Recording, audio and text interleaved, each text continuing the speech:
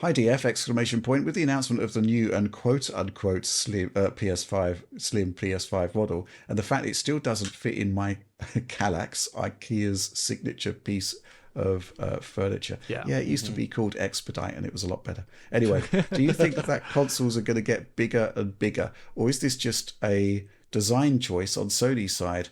PS5 and the redesign is the first console that I've had problems fitting on my setup because of how tall they are, and I was wondering if I may have to renew my TV stand and such. Thank you for the great work and good luck with the next month of work! Exclamation point. John, what do you think about this? Do you think consoles are going to get bigger and bigger? I mean, I'm sure they'll stay around the size they are now, which is arguably too large. Yeah. I agree with his take on, like, it has become annoying. Like, the way I have the PS5 and Xbox back there, it's the only way they would actually fit. I don't like having the Xbox vertical on the edge of the TV stand like that. I would have preferred having it underneath the stand there, but it does not fit. And the PS5 just fills that space like some sort of like fire retardant foam that you spray in there. It just kind of, that sucks. And I feel like I kind of like this idea of him mentioning the Kallax, because I feel like consoles should be designed to fit in a Kallax. You know what I mean? Yeah, I know like what you mean. That should be like the standard thing that I was like, okay, our seems console reasonable. fits in the Kallax, we're good. But they're not doing that anymore, so I don't know. But I think we're just I don't know what they can do on this stuff. It's just the nature of the beast, right? Like with the amount of heat these things generate and just the designs of the components they're using, especially out of the gate. Like, yes, cost reduction and like shrinking is possible eventually, but yeah, new hardware just runs hot. My take on this is basically it's all about dissipating heat, which means you know it's derived from the power draw. These consoles can be drawing up to 220 watts. So the question is, are consoles going to get bigger? And it all depends whether the power draw is going to get bigger. And the reason the power draw is getting bigger is because the size of the processor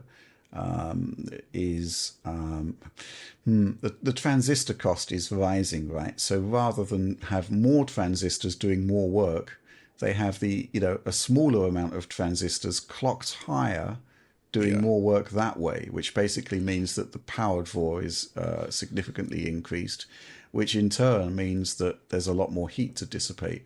That's why PlayStation 5 launched with this gigantic heatsink and liquid metal thermal interface material.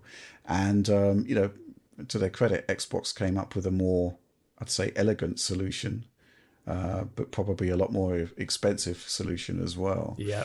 So I don't really know what to say about that. It all depends on what they're going to be doing with these next generation chips. I mean, if we think about the PS5 Pro, I suspect it will be clocked higher than the PS5. It will be using the latest process. So maybe, hopefully, it would still be in the same sort of reasonable. It would still be in the same sort of 200 to 220 watt power window. It's typically what happened with the PS4 Pro. It drew about the same amount of power as the launch PS4. That's right. So hopefully, but then again, that was a bigger console, wasn't it? It was bigger. Yeah.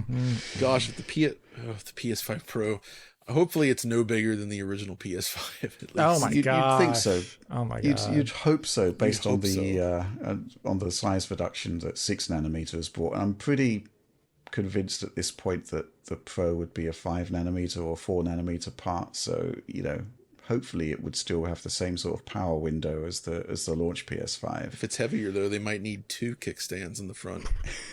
What, $30 each? Put wheels on it. The little plastic kickstand. Oh, the little pegs. Yeah. Little peg.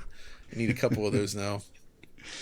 Yeah, it's an interesting thing though, but I do think we've kind of reached the limit of how big a console should be, to be honest, because it starts not being these ones are definitely challenging the concept of a console form factor, right? Already. Yep. Yeah.